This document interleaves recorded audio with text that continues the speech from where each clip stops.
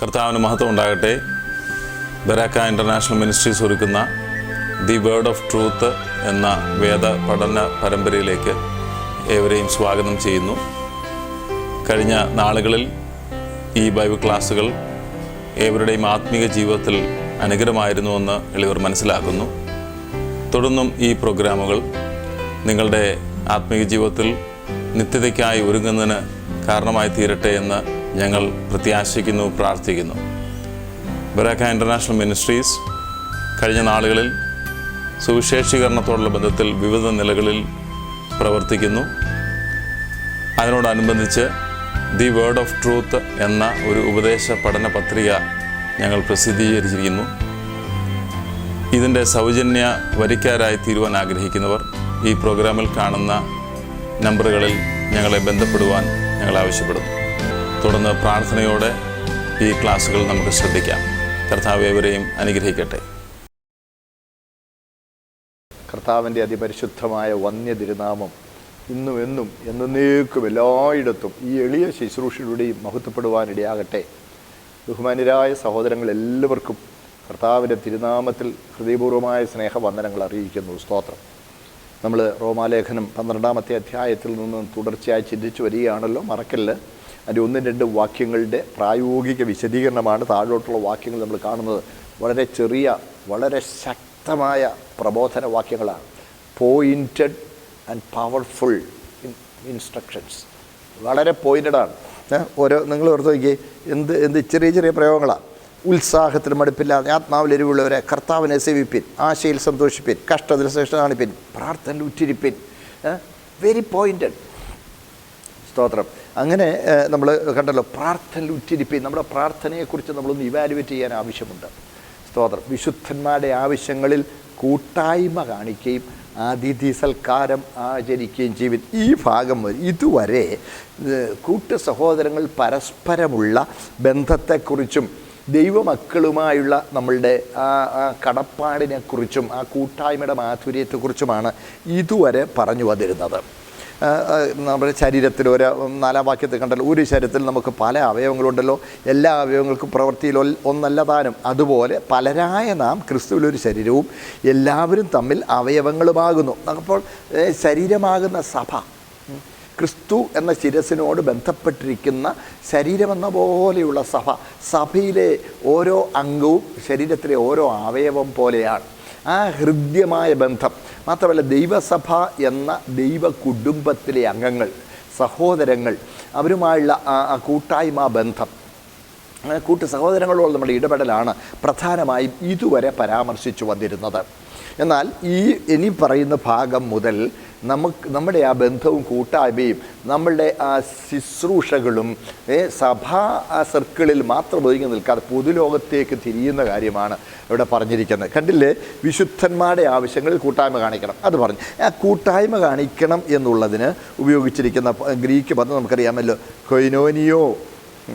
അത് കഷ്ടങ്ങളിൽ പങ്കുചേരുകയും ദൈവം നമുക്ക് തന്നിരിക്കുന്ന വിഭവങ്ങൾ പങ്കിട്ട് കൊടുക്കുകയും ചെയ്യുന്നതിൽ ഈ പദം ഉപയോഗിക്കാം. അതിന് ഈ പദം ഉപയോഗിക്കാം. നമുക്കറിയാം, കൊയിനോനിയ എന്നൊക്കെ പറഞ്ഞാൽ കൂട്ടായ്മ എന്നാണല്ലോ. ശരിക്കും പറഞ്ഞാൽ സഭയിൽ നടക്കേണ്ടത് കൂട്ടായ്മയാണ്, അല്ലാതെ സഭ ആരാധിക്കാൻ കൂടുന്നതല്ല.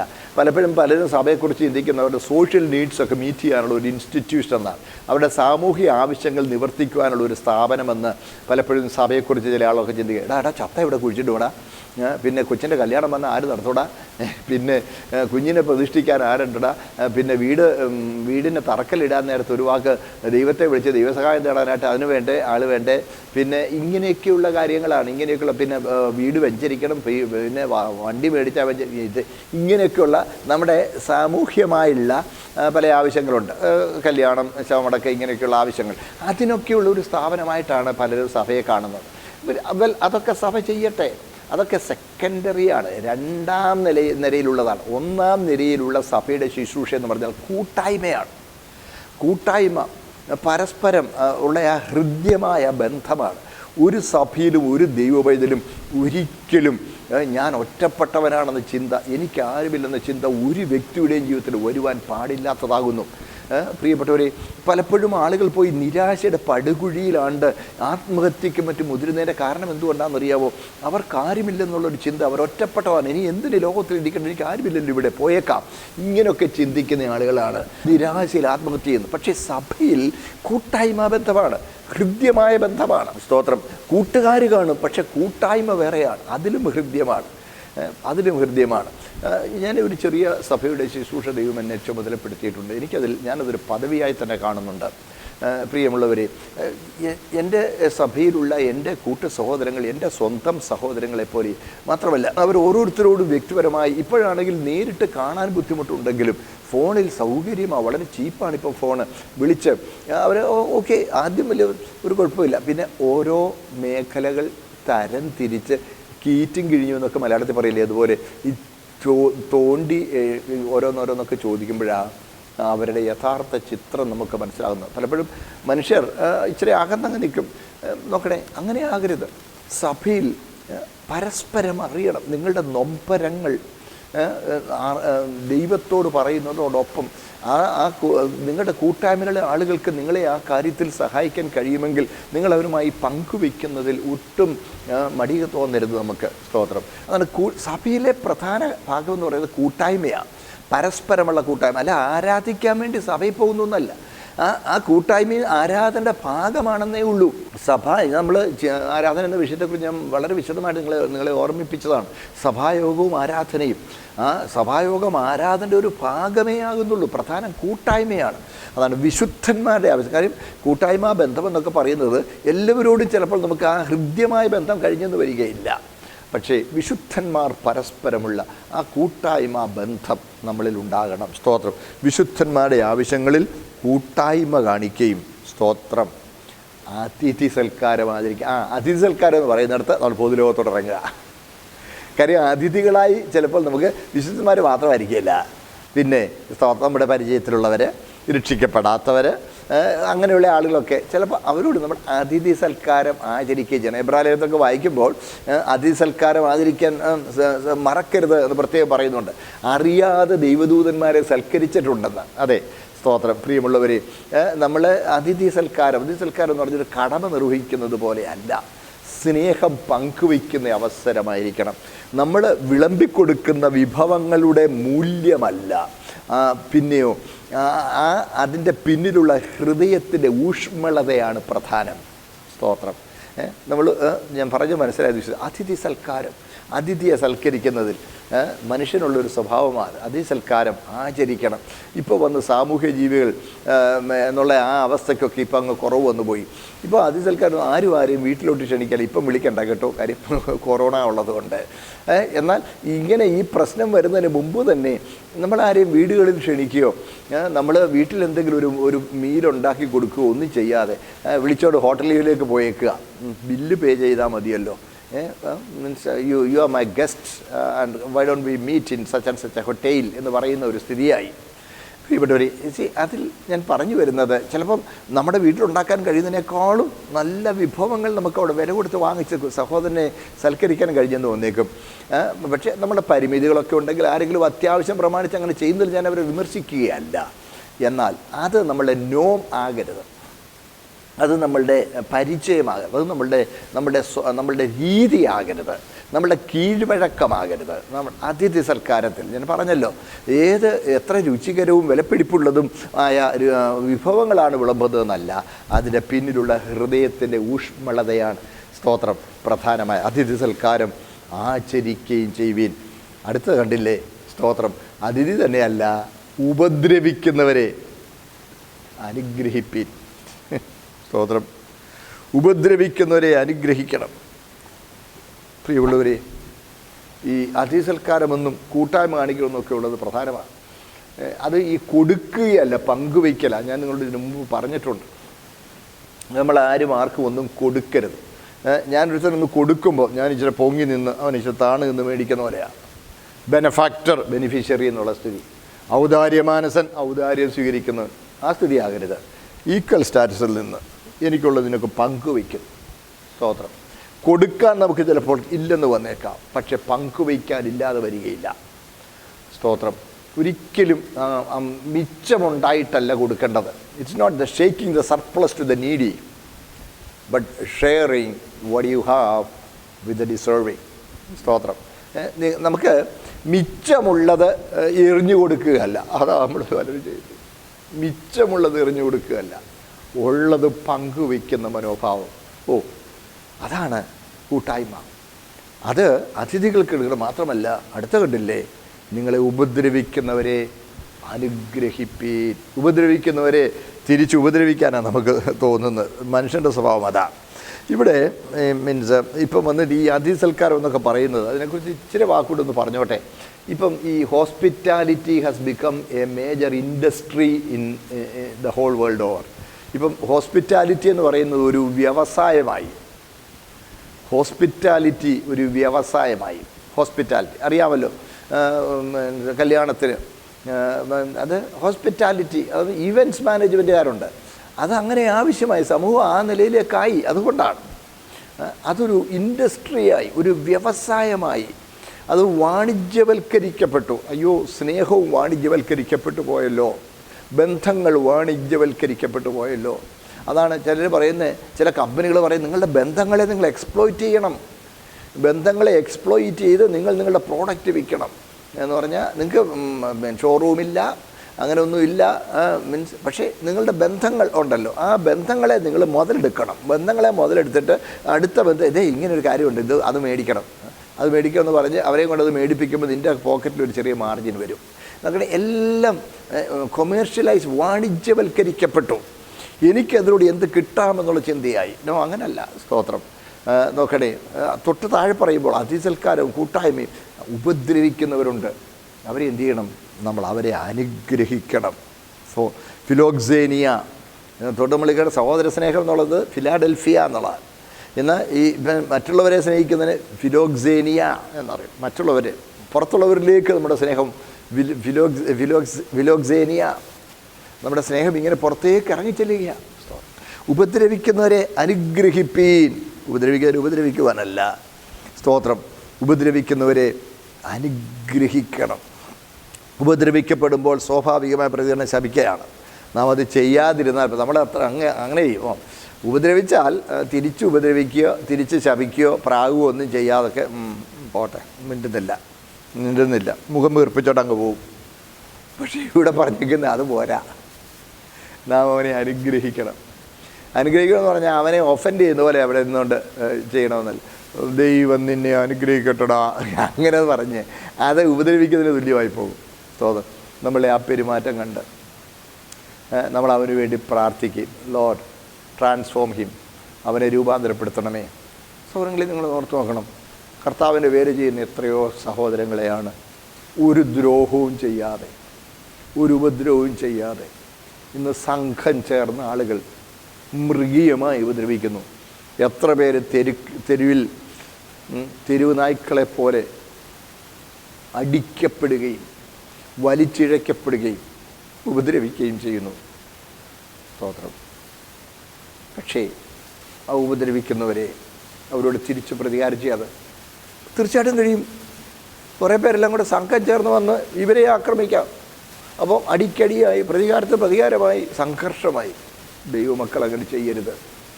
അവൻ്റെ മാനസാന്തരത്തിന് വേണ്ടി പ്രാർത്ഥിക്കുകയല്ലാതെ ദൈവമേ നീ അവനോട് പ്രതികാരം ചെയ്യണമെന്ന് പോലും ഒരിക്കലും പ്രാർത്ഥിക്കരുത്. ദൈവമേ എന്നെ അടിച്ച് അവൻ്റെ കൈ തളർന്നു പോട്ടെ, അയ്യോ പറയരുത്. ഞങ്ങളെ കേൾക്കുന്ന സഹോദരങ്ങളെ, സ്തോത്രം. നിങ്ങൾ ചിലപ്പോൾ ഞങ്ങളെ ഉപദ്രവിച്ചാൽ ഞങ്ങൾ തിരിച്ച് പ്രതികരിക്കുകയില്ല. ന്യായമായി വിധിക്കുന്നവങ്ങൾ കാര്യപരമേൽപ്പിച്ച് നിങ്ങളുടെ നന്മയ്ക്ക് വേണ്ടി ഞങ്ങൾ പിന്നെയും പ്രാർത്ഥിക്കുകയാണ്. സ്തോത്രം. മറക്കരുത്, ഇന്ന് ലോകത്തിൽ എന്തെങ്കിലും ഒരു നന്മയുടെ മൂല്യം അവശേഷിക്കുന്നെങ്കിൽ അത് ബൈബിളിൻ്റെ ഉപദേശം കൊണ്ട് മാത്രമേ ഉള്ളൂ. ബൈബിളിൻ്റെ ഉപദേശം ഉപദ്രവിക്കുന്നവരെ അനുഗ്രഹിക്കുവാൻ. സ്തോത്രം. അത് ദൈവത്താൽ മാത്രമേ കഴിയുകയുള്ളൂ. ദൈവാത്മാവിൻ്റെ ശക്തീകരണത്താൽ മാത്രമേ കഴിയുകയുള്ളൂ. അതാണ് നിങ്ങളെ ഉപദ്രവിക്കുന്നവരെ അനുഗ്രഹിപ്പീൻ. അടുത്തതുണ്ടോ? ശപിക്കാതെ അനുഗ്രഹിപ്പീൻ. കാര്യം നമ്മൾ ശപിക്കാനാ പെട്ടെന്ന് തോന്നുന്നു, ശപിക്കാനാ തോന്നുന്നത്. പക്ഷേ ശപിക്കരുത്. ശപിക്കാതിരുന്നാൽ മാത്രം പോരാ, സ്തോത്രം. നെഗറ്റീവായിട്ടിരുന്നാൽ പോരാ, അനുഗ്രഹിക്കണം. അവനെ നന്മയ്ക്ക് വേണ്ടി ആഗ്രഹിക്കണം. അവൻ്റെ മാനസാന്തരത്തിന് വേണ്ടി പ്രാർത്ഥിക്കണം. സ്തോത്രം. ശപിക്കാതെ അനുഗ്രഹിപ്പീൻ. അടുത്തത് കണ്ടോ, സന്തോഷിക്കുന്നവരോട് സന്തോഷിക്കുകയും കരയുന്നവരോട് കരയുകയും ചെയ്യുകയും. പ്രിയമുള്ളവരെ, കാൽവരിലോട്ട് നിങ്ങളൊന്ന് നോക്കണം.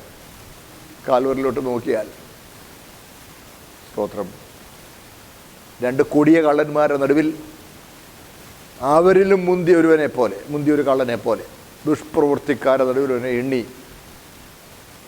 സ്തോത്രം. 5 കോടതികളിൽ 7 റൗണ്ട് മാറി മാറി വിസ്തരിക്കപ്പെട്ടിട്ടും ഒരു ചെറിയ കുറ്റം പോലും കാണാൻ കഴിഞ്ഞില്ല. സ്തോത്രം. ഒടുവിൽ അവനെ വിസ്തരിച്ച ജഡ്ജി പീലാത്തോസ് പരസ്യമായി വെള്ളമെടുത്ത് കൈ കഴുകി, ഇവനിൽ ഒരു കുറ്റവുമില്ല എന്ന് പറഞ്ഞ്. സ്തോത്രം. തികവുള്ളവൻ, യോഗ്യൻ, പൂർണ്ണതയുള്ളവനെന്ന് പറഞ്ഞ് അവനെ മരണത്തിൽ ഏൽപ്പിച്ചു. ക്രൂശിക്കപ്പെടുവാൻ ഏൽപ്പിച്ചപ്പോൾ, അവനെ ക്രൂശിക്കുമ്പോൾ കർത്താവ് പറഞ്ഞത്, പിതാവേ, ഇവർ ചെയ്യുന്നത് ഇന്നതെന്നറിയായാൽ ഇവരോട് ക്ഷമിക്കണമേ. അതാണ് നമ്മളുടെ ഗുരു കാണിച്ചത്. അതാണ് നമ്മൾ പിന്തുടരേണ്ട മാതൃക. അതാ ഇവിടെ കർത്താവ് പറയുന്നത്, നിങ്ങൾ ഉപദ്രവിക്കുന്നവരെ അനുഗ്രഹിപ്പീൻ. സ്തോത്രം. പ്രിയമുള്ളവരെ, ദൈവമക്കളെ ഉപദ്രവിക്കുന്നവരെ നിങ്ങളിത് മറക്കരുത്. ഞങ്ങൾ നിങ്ങളെ തിരിച്ചു ഉപദ്രവിക്കുകയില്ല, ഞങ്ങൾ നിങ്ങളുടെ നന്മയ്ക്ക് വേണ്ടി പ്രാർത്ഥിക്കുന്നു. സ്തോത്രം. നമുക്കറിയാം, മഹാത്മാഗാന്ധി സൗത്ത് ആഫ്രിക്കയിൽ വെച്ച് അപ്പാർത്തൈഡ് വർണ്ണ വിവേചനം നിലനിൽക്കുമ്പോൾ ട്രെയിനിൽ യാത്ര ചെയ്തപ്പോൾ ഒരു വെള്ളക്കാരൻ അദ്ദേഹത്തെ അടിച്ചു. അദ്ദേഹം തിരിച്ചു ചോദിച്ചത്, അങ്ങയ്ക്ക് നൊന്തോ, അങ്ങയുടെ കൈ നൊന്തോന്നാ, അങ്ങയുടെ കാല് നൊന്തോന്നാണ് ചോദിച്ചത്. കർത്താവ് കാണിച്ച മാതൃകയാണ്. അതാണ് അദ്ദേഹത്തെ ഏറ്റവും മഹത്വമുള്ളവനാക്കിയത്. സ്തോത്രം. നമുക്കും ഇത് പിന്തുടരുവാൻ കഴിയട്ടെ. സ്തോത്രം. നിങ്ങളെ ഉപദ്രവിക്കുന്നവരെ അനുഗ്രഹിപ്പീൻ, ശപിക്കാതെ അനുഗ്രഹിപ്പീൻ. സ്തോത്രം. സന്തോഷിക്കുന്നവരോട് സന്തോഷിക്കുകയും, സ്തോത്രം, കരയുന്നവരോട് കരയുകയും ചെയ്യുവീൻ. പൊതുലോകത്തിലേതാ ഫിലോക്സേനിയ, ഫിലാഡൽഫിയ എന്നുള്ളത് സഭയ്ക്കകത്തേതാ. ഇത് ഫിലോക്സേനിയായ പുറത്തുള്ളവരോടുള്ള പെരുമാറ്റമാണ്, ഉപദ്രവിക്കുന്നവരോടുള്ള പെരുമാറ്റമാണ്, ദ്രോഹിക്കുന്നവരോടുള്ള പെരുമാറ്റമാണ്. സ്തോത്രം. ശപിക്കാതെ അനുഗ്രഹിപ്പിൻ. അടുത്തത്, കരയുന്നവരോടുകൂടെ കരയണം, സന്തോഷിക്കുന്നവരോട് സന്തോഷിക്കണം. കരയുന്നവരോട് കരയാൻ കഴിഞ്ഞെന്ന് വരും, കാര്യം സഹതാപം തോന്നും. പക്ഷേ സന്തോഷിക്കുന്നവരോട് സന്തോഷിക്കാൻ എത്ര പേർക്ക് കഴിയും? മറ്റൊരുവൻ്റെ സന്തോഷത്തിൽ സന്തോഷിക്കാൻ എത്ര പേർക്ക് കഴിയും? അത് നന്മഭാവമുള്ളവർക്കേ കഴിയുകയുള്ളൂ. നിൻ്റെ ഒരു കൂട്ട സഹോദരന് ഒരു ഉയർച്ച വരുമ്പോൾ, സ്തോത്രം, നീ കൺഗ്രാജുലേഷൻസ് എന്ന് പറയുന്നത് ഹൃദയപൂർവ്വമാണോ? അവനുണ്ടായത് ഇനിയിപ്പോൾ അവൻ്റെ ഒരു ഭാവം കാണണം. ഇങ്ങനെയാണോ നിൻ്റെ മനോഭാവം? ചിലപ്പോൾ നീ കൺഗ്രാജുലേഷൻസ് എന്നൊക്കെ വലിയ കാര്യമായിട്ട് പറയും, ഓൾ ദ ബെസ്റ്റ് ഒക്കെ പറയും. പക്ഷേ ഉള്ളിൻ്റെ ഉള്ളിൽ സന്തോഷിക്കുന്നവരോട് ഹൃദയപൂർവ്വം സന്തോഷിക്കുവാൻ നമ്മളിൽ എത്ര പേർക്ക് കഴിയും? അതാർക്കേ കഴിയുള്ളൂ? ശരീരം ദൈവത്തിന് യാഗമായി സമർപ്പിച്ചവർക്കേ കഴിയുള്ളൂ, ആരാധകർക്കേ കഴിയുള്ളൂ, യഥാർത്ഥ ആരാധകർക്കേ കഴിയുള്ളൂ. സ്തോത്രം. സന്തോഷിക്കുന്നവരോട് സന്തോഷിക്കുവാൻ, അതേ കരയുന്നവരോട് കരയണം. ഇന്ന് നമ്മുടെ സമൂഹത്തിൽ ഇതിനാവശ്യമുണ്ട്. കരയുന്നവരോട് കരയുക. ചുമ്മാ ഇരുന്നോട് കരഞ്ഞാൽ പോരാ, അവരുടെ ദുഃഖത്തിൽ നീ പങ്കുചേരണം, അവരുടെ കഷ്ടങ്ങളിൽ നീ കൂട്ടായ്മ കാണിക്കുവാൻ മുതിരണം, നിനക്കുള്ളത് പങ്കുവയ്ക്കുവാൻ നീ തയ്യാറാകണം. കഷ്ടമനുഭവിക്കുന്നവരെ, അയ്യോ, ഈ സന്ദർഭത്തിൽ കഴിഞ്ഞ ദിവസം ഞാൻ കണ്ടു, ഹോസ്പിറ്റൽ ബില്ലുകൾ വളരെ വർദ്ധിച്ചതുകൊണ്ട് ബ്ലേഡ് കമ്പനിക്കാർക്ക് കൊയ്ത്ത് കാലമാണെന്നൊരു ന്യൂസിൽ കണ്ടു. ബ്ലേഡ് കമ്പനിക്കാർക്ക് കൊയ്ത്ത് കാലമെന്ന് എന്ന് പറഞ്ഞാൽ മനുഷ്യനുള്ള പൊന്നും പണ്ടങ്ങളും എല്ലാം കൊണ്ടുവന്ന് വല്ല പാണയും വെച്ചേച്ച്. സൗരങ്ങളെ, സ്തോത്രം, നമ്മൾ 2 ലക്ഷം രൂപ വിലയുള്ളത് കൊടുത്തേച്ച് 1.5 ലക്ഷം രൂപ അവൻ്റെ കയ്യിൽ നിന്ന് മേടിച്ചേച്ച് നമ്മുടെ 1.5 ലക്ഷം രൂപയ്ക്ക് അവൻ പലിശ മേടിക്കുക. അത്ര കണ്ട് മൂല്യം നിങ്ങൾക്ക് തോന്നുന്നതല്ലെങ്കിൽ നിങ്ങളത് വിറ്റേച്ച് പണം എടുക്കുക. ആ ഒരു ബുദ്ധിയെങ്കിലും നമ്മൾ കാണിക്കുക. മറ്റുള്ളവർ സങ്കടത്തിലും കഷ്ടത്തിലുമാകുന്നത് നിനക്ക് മുതലെടുക്കാനുള്ളൊരവസരമായിട്ട്, നിനക്കതുകൊണ്ട് നേട്ടമുണ്ടാക്കുവാൻ സമ്പാദിക്കാനുള്ളൊരവസരമായിട്ട് നീ കാണരുത്. അങ്ങനെ ചെയ്യുന്നവർ ക്രിസ്തീയ വിശ്വാസികളല്ല.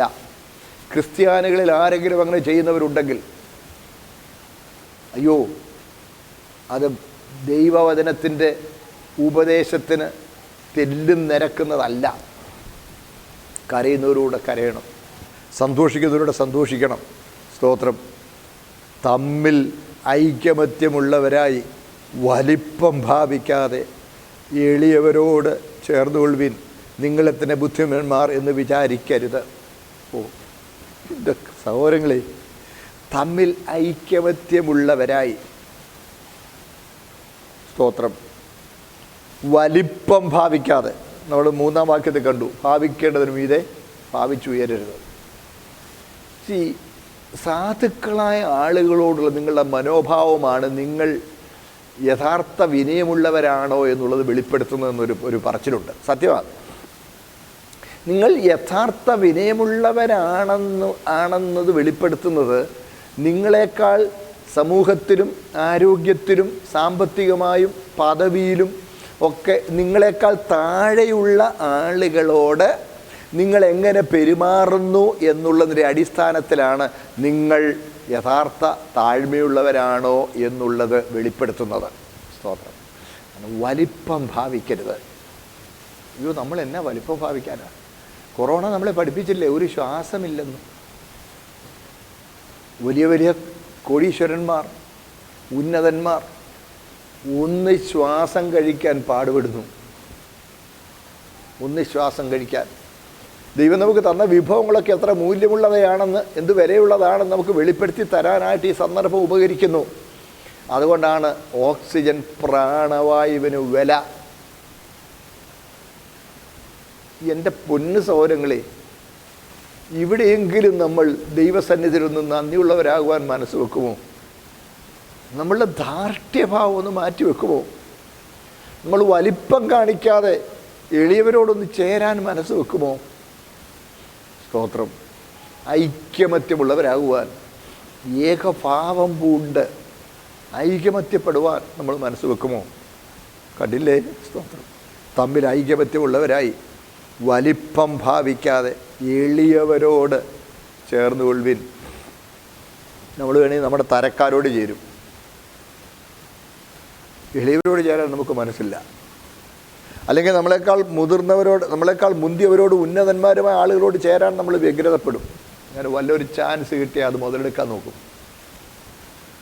ഉന്നതന്മാരായ ആളുകളെ പരിചയപ്പെട്ട് കിട്ടാൻ ഒരു ചാൻസ് കിട്ടിയാൽ നമ്മളത് പാഴാക്കുകയില്ല. നോ.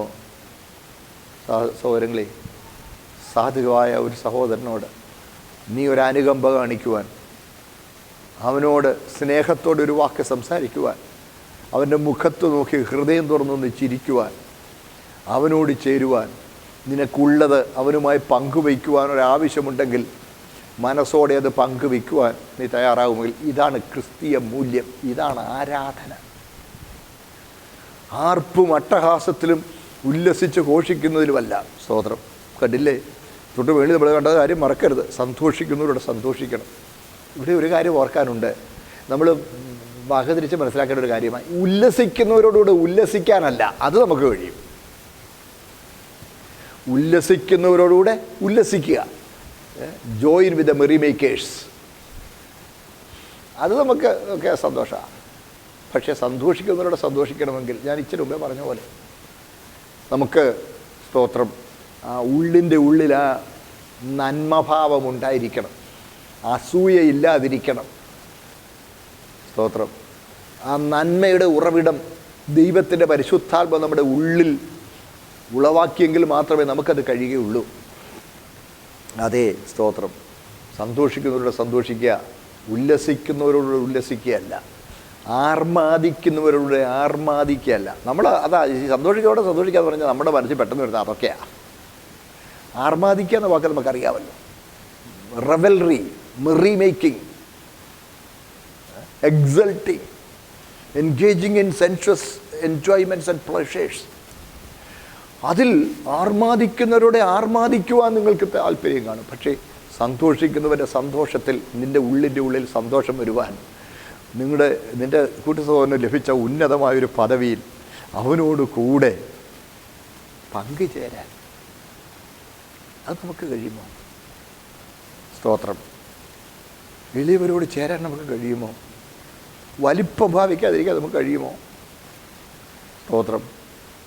എൻ്റെ സഹോദരങ്ങളെ, ഈ പ്രത്യേക ഘട്ടത്തിൽ ദൈവം ഇത് നമ്മളെ ഓർപ്പിക്കുകയാണ്. ഈ വചനം അനുസരിക്കാൻ ദൈവത്തിൻ്റെ പരിശുദ്ധാൽ നമ്മളെ ഇതിൽ പരം സംഭവങ്ങളിലൂടെ ഓർമ്മിപ്പിക്കുവാനുണ്ടോ? ദൈവവചനത്തിൻ്റെ മൂല്യം ഇതാണ്. ദൈവമക്കളെക്കുറിച്ച് അപവാദം പറയുന്നവർ ഇത് ഓർക്കണം. ഇതാണ് ഞങ്ങളുടെ ഫിലോസഫി, ഇതാണ് ഞങ്ങളുടെ വേ ഓഫ് ലൈഫ്, ഇതാണ് ഞങ്ങളുടെ ഗുരു ഞങ്ങളെ പഠിപ്പിച്ചത്. സ്തോത്രം. ഞങ്ങൾ വാളും കൊണ്ട് വരുമ്പോഴും ഞങ്ങൾ കുന്തം കൊണ്ട് നിങ്ങളെ എതിരിടുവാനല്ല, നിങ്ങളെയും ദൈവമേ രക്ഷിക്കണേ, മാനസാന്തരത്തേക്ക് നടത്തണേ എന്ന് നിങ്ങൾക്ക് വേണ്ടി പ്രാർത്ഥിക്കുന്ന മനോഭാവം, അതാണ് ആരാധന.